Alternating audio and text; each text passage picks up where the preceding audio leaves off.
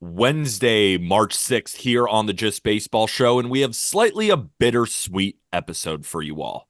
It's bitter because, of course, we have injuries piling up already. We're going to go through them all, but it's more sweet than bitter in the word bittersweet because we have a sit-down conversation. That's Arm Laden. I'm Peter Apple with right-handed pitcher for the Orioles, Grayson Rodriguez. Also, Zack Wheeler signed a big extension, and Paul Skenes isn't going to start for the Pirates on opening day. What is this? This is the Just Baseball Show on Wednesday, March 6th, brought to you by BetMGM, the king of sportsbooks.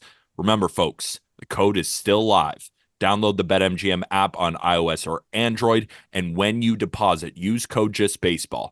Then you're going to put $5 down on a bet of standard odds minus 110. Guess what happens afterwards? $150 loaded into your account. It's an absolute no-brainer to get free money to use for this MLB season on the king of sportsbooks, which is BetMGM. Remember, terms and conditions apply. Must be 21 or older. Gambling problem? Call or text 1-800-GAMBLER. Arm, we got a lot of topics to discuss. But first, you're in Arizona. You did a great event with eBay. How's it going out there at spring training? Oh, it was a blast. So we did, well, first of all, the eBay and Onyx event. So Onyx makes really cool cards and they had so many talented players, top prospects there. So that was a blast being able to watch them sign the cards. We got a Brock Wilken card with like a Just Baseball inscription on it that I think we're going to be giving away. So like that would be really cool for some of those people out there that might want that. So especially if you're a Brewers fan, I really want to keep it because it's Brock Wilken's signature with Just Baseball. But, you know, we got to do the right thing here, give this thing away. But it was a blast. And I was able to sit down for about 5 to 10 minutes with Robbie Snelling, Matt Shaw, Reggie Crawford, Dylan Lesko. I could go on and on and on with so many different top prospects in baseball, which all of those interviews will be aired on the call up this coming week. So I think people are really going to enjoy that. Rhett Lauder, Dalton Rushing, again, just so many, like literally, I think it was 15% of our top 100 list was at this event, and we got 10 minutes with them. So that's been a blast. Got to see Jung-Hoo Lee live in action. He looks awesome. It's just been really fun being out here. I think anyone on the West Coast, if you have a minute to be able to go out to spring training in Arizona, it's a good time. 100%. And speaking about top prospects, I really wanted to talk about Paul Skenes because I wanted to get your opinion on this. Me personally, I think it's ridiculous that he's not on the mound opening day. So the story is the Pirates are telling Paul Skenes, the number one overall pick in last year's draft, a guy who are watching in spring training, lighted up to triple digits and really looks to be the future of the Pittsburgh Pirates on the pitching side. And they decided that he's going to start in the minor leagues. I get it, right? He's thrown about 6 innings of professional ball. I get it. But at the same time, we keep watching all of these pitchers run through injury after injury after injury. And the stuff looks good enough for Paul Skenes right now. I just feel like putting him back in the minor leagues is not going to stunt his growth. But I just feel like he might be wasting bullets down there in the minor leagues. Do you feel that same sentiment, or do you think I'm overreacting a little bit? I could be. I feel like he should be on the field right now with his level of stuff, and they can't just waste 100-mile-an-hour fastballs in the minor leagues when we see, and we're about to talk about, all the injuries that just keep happening to these players. So I agree with you if they keep him there for more than a handful of starts. I think if he's down there to, make 4 or 5 starts and work on some things, keep trying to develop that changeup, just feel more comfortable with his stuff. It was interesting because in the conversation we talked with Grayson, he that's a guy that has some of the best stuff we've seen in the minors for years. I mean, we're talking like 4+ pitches, and he found himself nibbling a little bit when he debuted. So I don't know if Paul Skenes would ever nibble. I never thought Grayson Rodriguez would ever nibble. So I wonder if it's just a little bit of, hey, we know the fastball and slider play, but the changeup's a work in progress. We want to have you work on that in a setting where you're not in fight or flight mode. And, I think if you're in the big leagues and the changeup's not feeling good, you're going to lean on the fastball and slider, and you're going to go into survival mode because he can survive very well with the fastball and slider. But if he is in AAA, who gives a shit? Throw those changeups in there, throw them extra. Who cares? And I think if that's what they're doing, then I'm here for it. But if this guy's still, and I'm happy for Jack, by the way, Jack's going to get to call some games now with Paul Skenes. But if Jack is still, if I'm still listening to Jack's voice say strike one from Skenes in June, then it's a major problem. I don't even want to really hear it in May. I think he should just make the starts in end of March through a little bit of April, and if he's not up by end of April, I'm with you. Then we're wasting bullets.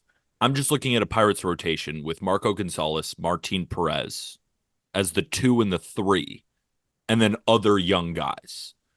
And we just spoke with Grayson Rodriguez. Now, they're different players, right? Because Paul Skenes is coming number 1 overall out of LSU, while Grayson got drafted straight out of high school, right? Grayson Rodriguez had amazing stuff. You're not going to put a high schooler straight on the mound. But a guy like Paul Skenes, who is a little bit older, right, did transfer from Air Force. He's not a young pup, right? There's pitchers in Major League Baseball that are his age right now.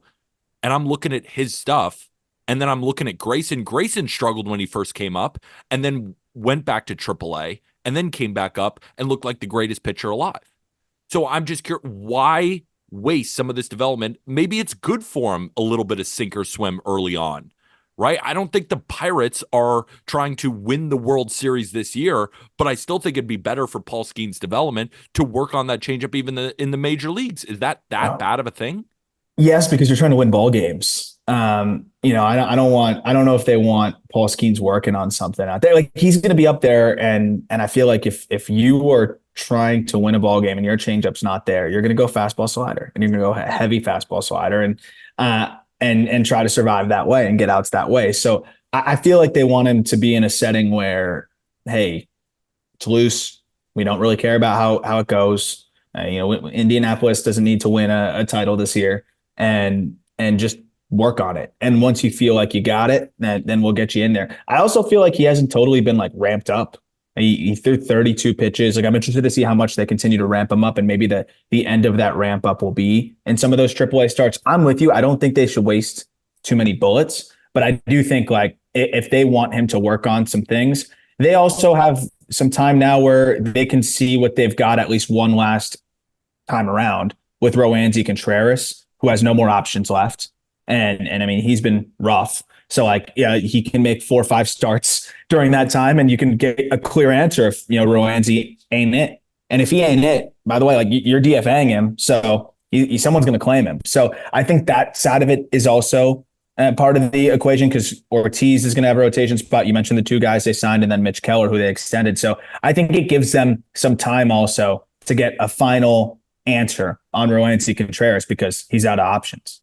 That's fine, and that's reasonable. I'm just looking at a Pittsburgh Pirates team this season that didn't make any major free agent acquisitions, and it does seem that they brought on some veterans in order to flip them at the deadline. That doesn't tell me that the Pirates are trying to win the division this year. Of course, they'd want to, and they want to win baseball games, but it does seem as if the window hasn't fully opened yet for Pittsburgh. So I'm thinking, let's get him major league reps right now. And if he struggles, you can send him back down to AAA to work on whatever he needs to work on, and then bring him back up. It just goes along my point of, I feel like he's wasting bullets in the minor leagues. But at the same time, I understand where you're saying it is, it's ambitious to bring him up right now. And now you get to hear Jack's silky smooth voice when we go to tune into to Paul Skenes. So that part's going to be pretty cool. Let's get into Jack, you and my least favorite thing to talk about on the Just Baseball show, which is injuries. We hate it. We hate it. We hate it. But fans need to know what's going on with some of the star players on their favorite teams. Yeah. First off, Lucas Giolito, fresh off signing a 2-year, $38.5 million deal. Early report, partially torn UCL and flexor strain. We know how this story goes. Might need Tommy John surgery. The Red Sox, you lose Paxton, you lose Kluber, you lose Sale. You didn't make any major additions outside of this guy. And it's a 2-year deal, and it looks like this season is going to be lost. And if he doesn't get it soon, that means parts of next season are going to be lost as well. What was your reaction when this report came out? Well, the instant reaction is, that we always have the same one when we send it back and forth to each other, which is like, shit, like that sucks. And then, then you process, and then you think about the baseball implications, and then the baseball implications are interesting. because this is a team that's been incredibly cheap in the Boston Red Sox. And so the initial thought is, oh, well, let's go pivot to Jordan Montgomery, Blake Snell, whoever else. But I almost feel like it works the other way, where it's like I don't think they're going to be more likely to spend now because they already were cheap. Now they're going to have a dead money here going towards a guy that's not going to throw for them either for this portion of it or all of it. Either way, he's missing significant time. So why would they go spend more now? I think it's going to be more of a situation where we see them pivot to like Michael Lorenzen. So that part is tough too, because I do feel for Red Sox fans, like they were just hoping for something, right? And they finally get, and look, it was a disappointing offseason still, but at least they got a big league signing and a guy that could eat innings for them and be solid. And that was the thing, is like you felt like he was at least an innings eater. Like that was what you were getting at the very least. Ben Bellotti was saying that in our chat, our YouTube extraordinaire. Like, man, I didn't even care about the ERA too much. I was just counting on 180 innings from him. Now you're not even getting that. They got a lot of innings to fill because this was already a thin rotation. And, I don't think they're going to go pivot to anybody special. I think they're going to go pivot to a Michael Lorenzen. And I think, you look at a guy like Lorenzen, now he has much less upside than Giolito. Giolito, you had the pipe dream of the upside. I think this is pretty big blow to a Red Sox team that it already was kind of far-fetched for them to do, to make much noise this year. It's so funny. So to pull back the curtain, when we plan the Just Baseball show, we have our topics, but we don't discuss our opinions on those topics because we want to have an organic conversation. Mm-hmm. And I thought that after I told you about the Lucas Giolito stuff, obviously you already knew, but after we started talking about it, that you would pivot to maybe the Red Sox now will get Blake Snell or Jordan Montgomery. And I was ready to tell you the way that they have been operating with their wallets tells me that this was the final straw, that this is the white flag, that they aren't going to spend now, that they're going to say, see, this is why we throw a bunch of money. Look how smart we are by being cheap. And it makes me so upset at the Red Sox leadership in their front office. But that was going to be my main point. So we're pretty much aligned here. Just because a guy went down, I don't think now here comes the wallet. I don't think Scott Boras is getting what he wants, right? Mm-hmm. Waiting all these pitchers out for more injuries. Teams like the Red Sox, I don't think now they're willing to spend more money. Of course, they could still sign Jordan Montgomery and Blake Snell if Scott Boras meets the price that the Red Sox want, which Scott Boras ain't going to do and the Red Sox aren't going to do. No, and it's funny because we're going to have a similar but slightly different conversation when we get to another injury in a moment, but with another team that has frustrated us for some time. But the thing with me, I think with the Red Sox is like they're not a Blake Snell or Jordan Montgomery away from being competitive anyways. Yes, you would be giving those guys a long-term deal, so you hope you'd be competitive, maybe in year 2 or year 3 of that deal. And you look at the free agent class next year, and it's a mixed bag. A lot of guys that I think could really solidify their stock this year or go another direction. But I think the Red Sox at this point are probably saying, hey, it's probably not going to happen for us this year anyways. They could be solid. Don't get me wrong. I think they can hang around, but no matter what, Blake Snell or Jordan Montgomery is not going to be the difference. I think they, again, find somebody to fill those innings because they need a body, but I think they mostly stand pat. And that's what's really disappointing about it, because I do really feel for Red Sox fans. And hopefully Giolito can get back on the mound quicker, and hopefully he can avoid surgery and potentially PRP works. And I don't know if that's what they're going to do, but usually that's what they do. And he can be back in the second half of the season or a little bit before that. But it just seems like what they signed him for was to be durable. And unfortunately, he already is not. Moving on to a couple other pitchers who are dealing with early injuries. It seems that Houston right-hander Justin Verlander is going to miss the start of the season. So when he first showed up to camp, it was a shoulder injury that kind of set him back.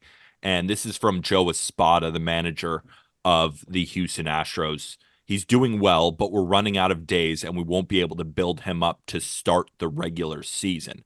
It just seems like a guy in Justin Verlander, who's 41 years old, came into camp with a little bit of an ailing shoulder and just didn't have enough time to properly ramp up to be ready for the season.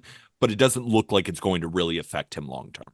No, and I think that they're looking at, a situation here where it's like, okay, we're focused on the playoffs, right? We don't need Verlander on opening day. We don't need him in the first couple weeks even. Like, let's make sure he's healthy, good to go, ready for the duration of the season, and doesn't run out of gas in the postseason. It just seems like they're probably staggering him a little bit, understanding that he's 41. And I think at this point, they're not expecting 170 innings. And, if the goal is 130, 140, kind of Kershaw, as I don't think it'll be that much of a restriction, but, it's similar to the Kershaw situation where, when he's on the mound, he's going to be solid. Maybe not as dominant as Kershaw can be even now with at 89, but we're still seeing Verlander throw fuzz. So I think Verlander's a guy that needs to throw a little bit harder to be effective. He's not going to be able to get away with it like Kershaw. So I think they want him to be, as close to 100% as he can be. And I think it's more precautionary. Another injury when I was watching the St. Louis Cardinals game in spring training, Sonny Gray was on the mound and I saw him hobbling a little bit. And I thought to myself, oh, shit. Yep. Oh, shit.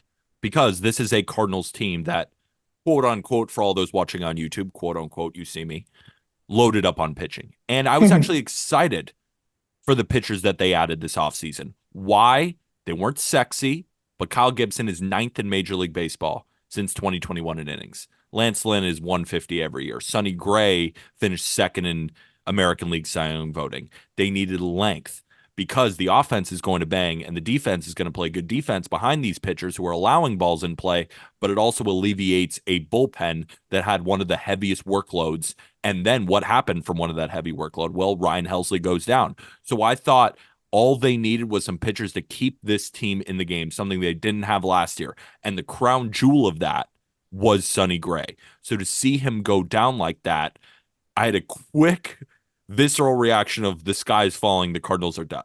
Of course, that's a complete overreaction because it seems like he's going to be okay. The St. Louis Cardinals are encouraged that the strain is not a more serious injury, but they are still not expecting Sonny Gray to be ready for opening day. So he probably will start the year on the IL, but it's not the sky is falling like I had my reaction to it. Yeah, it is a little scary just because hamstrings are, I just hate naggy, and also hips, hammies, like preaching to the choir with like the the hips, obliques. Oh, I hate these injuries for these guys because it's like it fucks with your entire body. Yeah, and with Sonny Gray, he's just such an athletic pitcher and a smaller guy. But so I'm interested to see how long it holds him out. But I think this is another situation here where you got a team that's going to say, "Hey, this is why we don't spend on pitching. This is why we don't do this. This is what happens." But this is it's like Murphy's Law, man. Like when you procrastinate spending on pitching for so long, and then you finally decide to go get the 34-year-old and give him the money. I know that it still wasn't a massive long-term deal that some of the other guys would have been, but they still paid him pretty well. It's unfortunate, but I think when you look at the pitching situation here, I doubt that they pivot to another arm and spend money. I doubt they pivot to a Montgomery or who obviously they have some familiarity with, or Snell, because it just is out of their nature. But it would make more sense for them to be a little bit more aggressive, right? We've talked about their window, and we've talked about some of their best pieces being a little bit older, and Arenado and Paul Goldschmidt. Like, why not push the chips forward here because the rest of the team's really good? I doubt they will. So we're going to see a start of the season. Who's the opening day starter? Miles Michaelis. Yep. And then who gets game 2?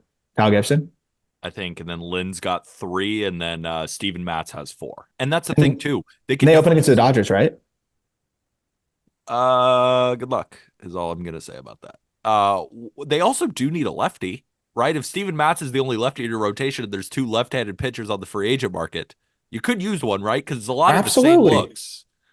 Cardinals, please, for the love of God, sign one of these guys. Just do it. I mean, I promise you, no matter how much you spend, I won't make fun of you for doing it. I won't.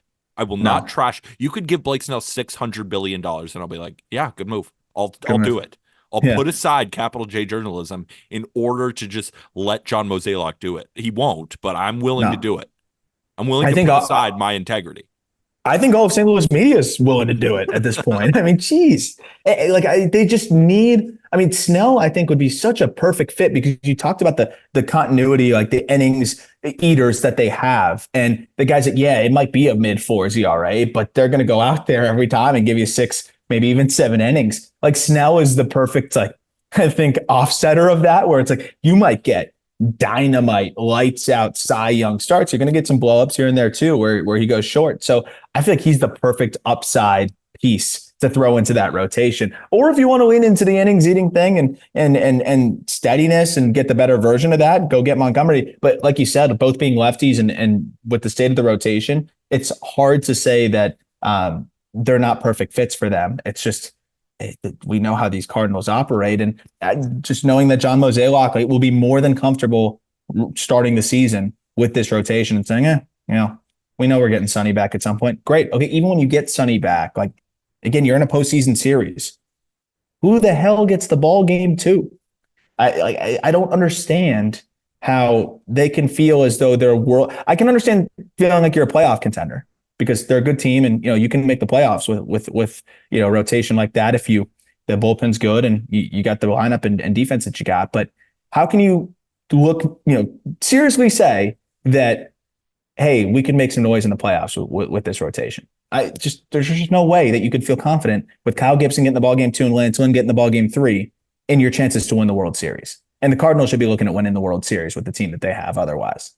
100%. And another rotation that is not off to the greatest start is your Miami Marlins. Yeah. Braxton Garrett kind of looks similar to Verlander in the sense of came into camp with an ailing shoulder thing, and there just wasn't enough time to ramp up. Doesn't feel like anything serious. Just basically wanted to ask you the state of give me the state of the union for the 2024 Miami Marlins rotation. AJ Buck's going to start games, dude.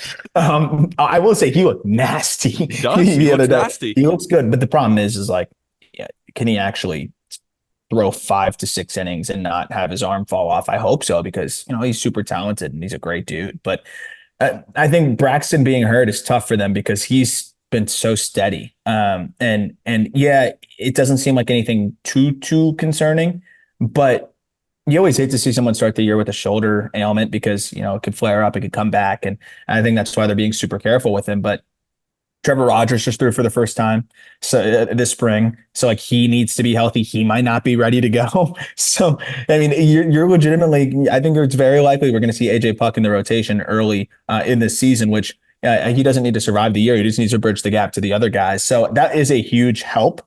But I mean, they need Braxton Garrett if they want to have a chance this year, just because of how steady and solid he's been for them. And, hopefully he'll get back. He was supposed to throw a bullpen when I was there, and it was kind of quiet. They didn't really say anything, and then he didn't end up throwing it. So it's good to hear that he's already back throwing and getting going again.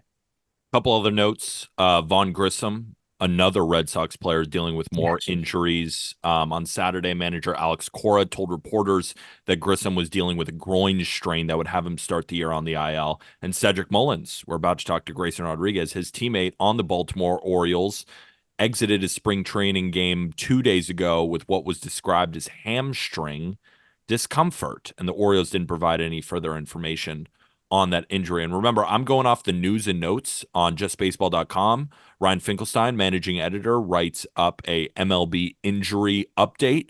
So if you ever want to know who's injured right now, justbaseball.com has you covered. But we do have some good news. Sort of. Kind of. It is good news. Ronald Acuna Jr. is reportedly looking good to be available on opening day after dealing with some knee discomfort. He did have some irritation in the meniscus of his right knee, but is expected to gradually increase baseball activities to be ready for opening day. Thank God. I mean, thank God he's fine. Yeah. Hearing Ronald Acuna Jr. and knee issues before the season starts makes me want to vomit. Yeah. Yeah. I mean, baseball, that's a crucial blow. We'd have Ohtani not pitching this year. We'd have, Cunha banged up. It would be a nightmare. So, no, that's great news. And people were bugging out, dude, because the Braves didn't want to give an update. They could have just said he was fine. We'll give you more information tomorrow. They didn't have to say we have no information and you won't know until tomorrow because of time zones. Like they made it sound like he was going down, and people obviously were freaking out. So it was great to hear that he was okay. And I think it was like his agent was just like, Ronald está bien. And it was like, all right, nice. So, it was one of those things. It was like, oh, that's all I needed. That's all we needed, man. Just bien. Oh, like, okay, great. Thumbs up. Oh yeah, that's great. Great. So, no, I mean, here's the thing though. The Braves, if they didn't have him, they're still nasty, which is just the most messed up part. But at least it just felt like they gave us a Belichick answer. Like, how do you feel about your performance today? Moving on to Cleveland. Moving on. Yeah, as if he's like the 8th guy in the bullpen. Like, to act a little different when it's Acuna. Just like throw people a bone and say like he's fine. We'll have more details tomorrow. But all right, we're done with the bad news. Let's switch over to some good news before we get to Grayson Rodriguez. Zack Wheeler has agreed to a 3-year, $126 million contract extension starting in 2025, which is awesome. We saw the Phillies bring back Aaron Nola on that 7-year, $175 million deal. And now they just signed Zack Wheeler to one of the biggest extensions from an AAV perspective in MLB history. It's the fourth highest in MLB history, joining Shohei Ohtani, Max Scherzer, Justin Verlander, and Aaron Judge as the only players with an average annual value over $40 million. Wheeler's going to make about $42 million a year, and he 100% deserves it. Since 2020, fourth in the majors in innings pitched, and nobody comes close to his 19.3 Fangraphs WAR, and we know how good he has been in the postseason. So we can talk about, it's great. Zack Wheeler signs an extension, right? Unless you have any notes on that, I kind of want to just quickly talk about Zack Wheeler's place in Phillies history among the greatest arms that have ever thrown for this franchise.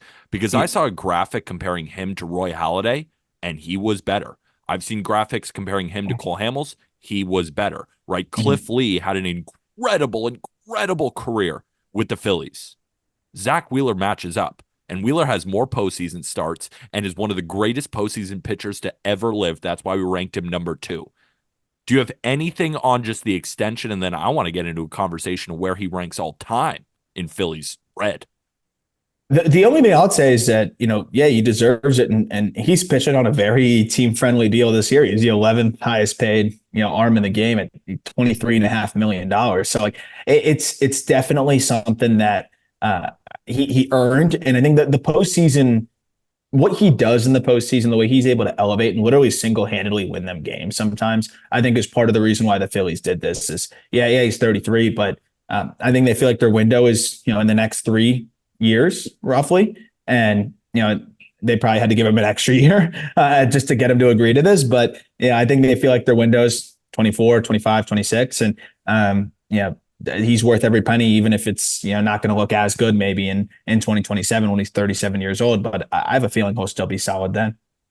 So I totally agree with you. I think this is a great extension for the Phillies. I think he's just going to keep blowing fuzz until the end of time, or at least through the next 3 years. And I think the Phillies are going to get a good amount of this contract back in value when Wheeler potentially even could win another Cy Young. Not another Cy Young. I don't think Wheeler's won a Cy Young yet. No, which is crazy. He'll probably be one of those sneaky guys where it's like, did you know he didn't win a Cy Young? But he runner up in 21, 6th last year, and 12th one other year. He did win a Gold Glove. Nice. Kind of cool. No, but the reason the reason I say he won a Gold Glove is this graphic. This is from Joe Ettinger on Twitter. He covers the Phillies and comparing Wheeler to Roy Halladay. Wheeler has the higher WAR at 19.7 compared to Halladay at 16.2. Now, what Roy Halladay leads him in is game starts, innings, but it's only a couple of more. Wheeler has the better ERA with the Phillies. He has the higher ERA plus. He has more strikeouts in less innings, way higher strikeout rate. He actually has less walks as well, even though Halladay does lead him in the walk percentage. Of course, right?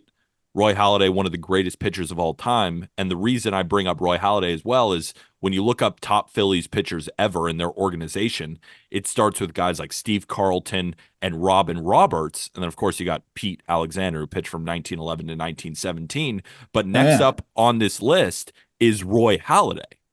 So I'm thinking to myself, if Wheeler has had a better tenure with the Phillies than a guy like Roy Halladay has, and then you could throw Cliff Lee in there as well, Zack Wheeler, if he continues at this rate for the next few years, he could go down as the greatest pitcher who's ever been a Philadelphia Philly, maybe outside of Steve Carlton. Especially if they can get a World Series, man. Like if they can get a World Series title in there, then I think it's a no-brainer. But what he's already done in the postseason, like you look at Roy Halladay. Roy Halladay, obviously threw a no-hitter in the playoffs, and that was absolutely incredible. But with the Phillies, didn't win the World Series with them, and I think it was 38 innings at a 2.37 ERA. That's fantastic stuff. That is fantastic stuff from Roy Halladay. Zack Wheeler, in his career in the postseason with the Phillies, 63 innings, which is crazy, at a 2.42 ERA. And this guy's, throwing for them in the World Series, and it was a big part of getting them there. So, yeah, and he's not done. A 0.72 whip in the playoffs in his career. Like, that's absolutely insane. And he's, again, not done. I do agree. I think by the time that he is done with the Phillies, it's going to be hard to say that he's not the best. And if they win a World Series, then I think it's a no-brainer.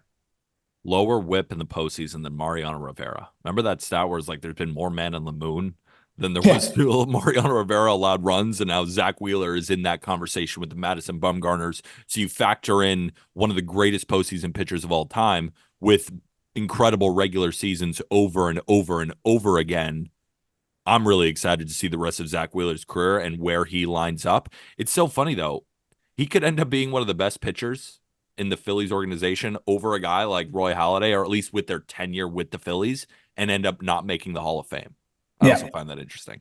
Yeah, well, the most wild part about it is that he had so many injury issues early on. I mean, he didn't throw. If you look at like Baseball Reference, he throws in 2014, and then he didn't throw again until 2017 in the big leagues. He was like a Sixto Sanchez sort of. Maybe, Yeah, maybe Sixto could turn into Wheeler. oh my Maybe. God, that would be the funniest thing in the world. I would love it. He did hit 96 the other day, allegedly. But that's the crazy thing is like this guy.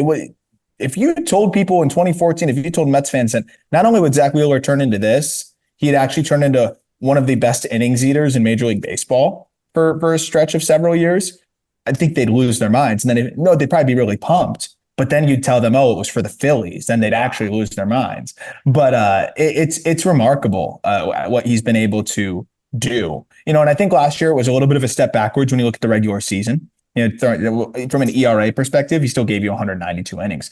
But I thought it was as encouraging as ever. And I think a big reason why they were willing to give him this extension was he has this kind of, 3.61 ERA as opposed to he was sub 3 every other year with the Phillies.